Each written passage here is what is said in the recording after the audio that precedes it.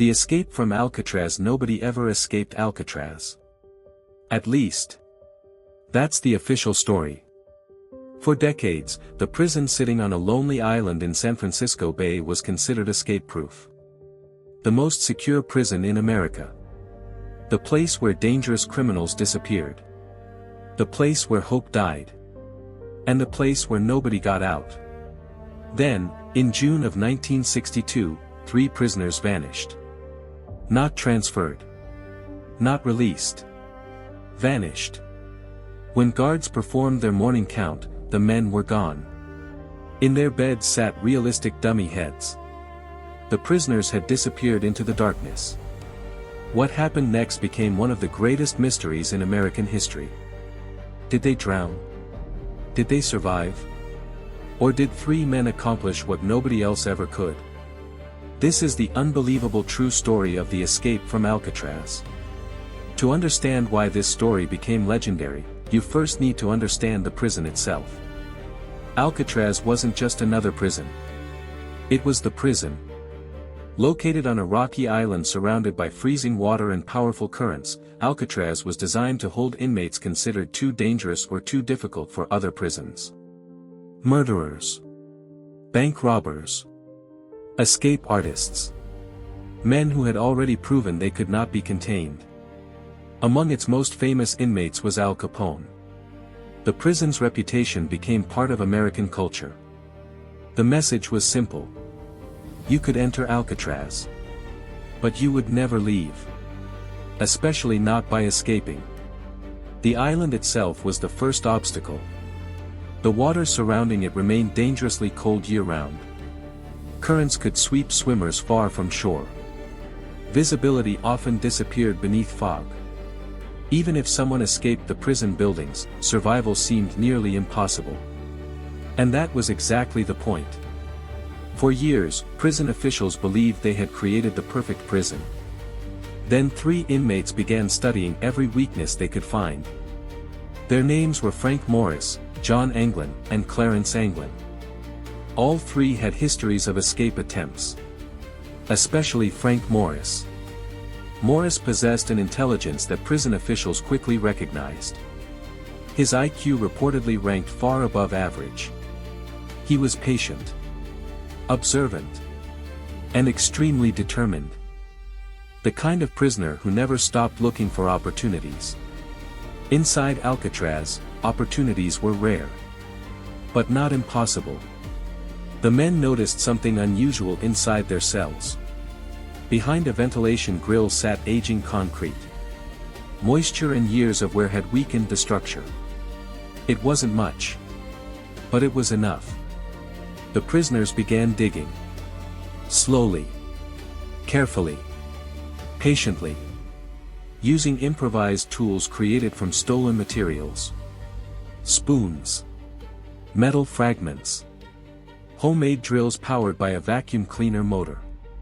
The work took months. Every night they chipped away tiny pieces of concrete. Every day they hid the evidence. Dust disappeared into pockets. Debris vanished down drains. Progress remained invisible. At least to the guards. Meanwhile, another prisoner named Alan West participated in the plan. Together, the group expanded the openings behind their cells. What they discovered beyond the walls changed everything. A narrow utility corridor. Hidden from most prison staff. For the first time, escape seemed possible. The men continued working. Night after night. Month after month. Each movement carried risk. If discovered, the plan would end immediately. Yet somehow, nobody noticed. Or perhaps nobody looked closely enough. The prisoners became increasingly bold. Inside the hidden corridor, they established a secret workshop. There they worked on the next stage of the plan. And that stage sounded completely insane. They decided to build a boat. Not a wooden boat. Not a metal boat. An inflatable raft made from stolen raincoats. More than 50 raincoats were secretly collected. Cut apart. Sewn together. Waterproofed. Tested. The result looked crude. Almost ridiculous. But the men believed it could work. If they reached the water. If the raft held together. If the currents didn't kill them. If the weather cooperated. There were a lot of ifs. Yet they kept going.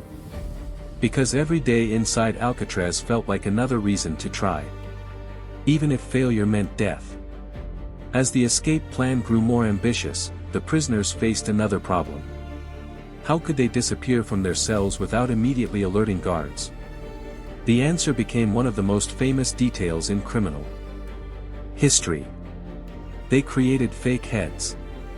Using soap, paper, concrete dust, paint, and real human hair collected from the prison barber shop. The results were surprisingly convincing. Placed on pillows in dim lighting, the dummy heads looked like sleeping prisoners. The guards performed nighttime checks. Saw what appeared to be inmates sleeping peacefully. And moved on. Exactly as the prisoners hoped. Everything was ready. The raft. The hidden corridor. The fake heads. The escape route. Months of preparation had led to one final night. June 11, 1962. The moment had arrived. As darkness settled over Alcatraz, the prisoners made their final preparations. This was it. Months of planning. Months of digging. Months of risk. Everything depended on the next few hours. One mistake would end the escape. One noise could alert the guards. One delay could destroy everything. Late that night, Frank Morris and the Anglin brothers climbed through the openings hidden behind their cells. The fake heads remained in their beds. From a distance, they appeared asleep. The illusion worked perfectly. The men entered the utility corridor and quietly moved upward through the prison structure. Past pipes. Past maintenance areas. Past places prisoners were never supposed to see. The route eventually brought them to the roof. For the first time, they stood outside the prison itself. Above them stretched the cold night sky. Ahead of them waited freedom. Or death. There was one problem. Alan West wasn't with them. Back in his cell, West struggled desperately. His opening had become partially blocked. The concrete refused to break away. Minutes passed. Then more minutes. The others waited as long as they could. But time was running out. Eventually, they made a decision. One of the hardest decisions of the entire escape. They left without him. Alan West would later become the only member of the group to tell investigators how the escape had been planned. Meanwhile, the remaining 3 men continued alone. They climbed down the outside of the prison. Made their way toward the shoreline.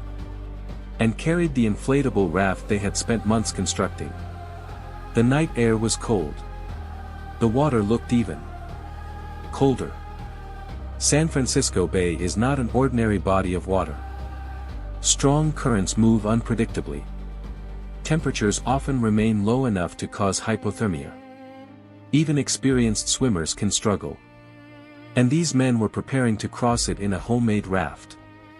At approximately 10 o'clock that night, Frank Morris, John Anglin, and Clarence Anglin disappeared into the darkness. No one knows exactly what happened next. That uncertainty would become the heart of the mystery. The following morning, guards began their routine count. Everything seemed normal. At first. Then a guard noticed something strange. One of the prisoners wouldn't wake up. He approached the bed. Reached forward. And the head rolled off the pillow. The alarm sounded almost immediately.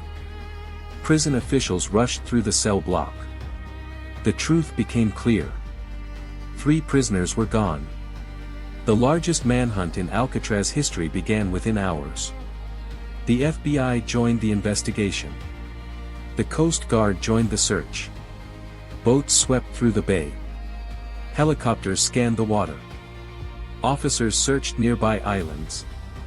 Authorities believed the escapees were likely dead. That assumption seemed reasonable. The currents were dangerous. The water was cold. The raft was homemade. And no confirmed sighting existed. Then investigators began finding clues. A paddle. Fragments of personal belongings. Pieces of the raft. Evidence appeared to support the theory that the men had drowned. But there was a problem. None of it proved they were dead. No bodies were ever recovered. Not one. Days passed. Weeks passed. Months passed. Still no bodies. That alone was unusual. The waters around San Francisco Bay had a history. Victims often resurfaced. Yet the 3 escapees remained missing. As years passed, the mystery only deepened.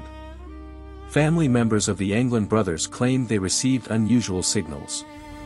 Anonymous messages. Mysterious phone calls. Rumors. Stories. Nothing conclusive. But enough to keep hope alive. Some relatives even claimed the brothers secretly attended family funerals. Disguised. Watching from a distance. Then disappearing once again. Investigators could never verify the claims. Yet they never completely dismissed them either. The possibility remained. Perhaps the men had survived. Perhaps they had reached shore. Perhaps they had vanished into new identities somewhere far away. Then came another twist. In 2013, the San Francisco Police Department reportedly received a letter. The writer claimed to be John Anglin, one of the escapees. The letter contained an extraordinary statement. The author claimed all 3 men had survived the escape. Frank Morris had allegedly died years earlier. Clarence Anglin had also passed away.